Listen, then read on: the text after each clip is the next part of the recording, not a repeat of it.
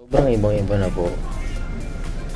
Bago ako mag-umpisa ng mutya, hindi ko alam saan ako pupunta. Hindi ko alam kung paano ako mag-uumpisa sa pangarap ko.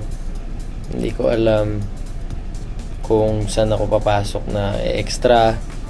Hindi ko alam kung paano ako makakatulong sa mami ko. Pero after po ng mutya, lahat po ng bagay nag-iba. Lahat ng pangarap ko, natupad ko dahil sa mutya. Sobrang proud ko sa lahat ng mga nakasama ko sa mutya. Kasi bawat isa po sa amin, may ginagawa na.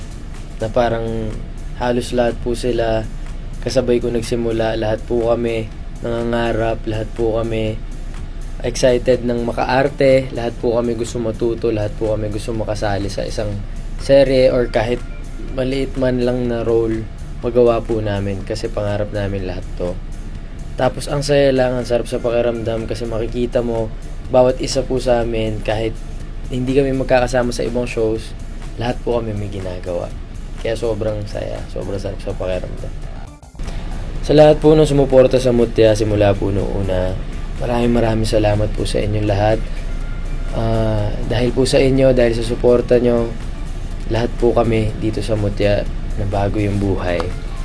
Dahil po sa inyo, natupad namin yung mga pangarap namin.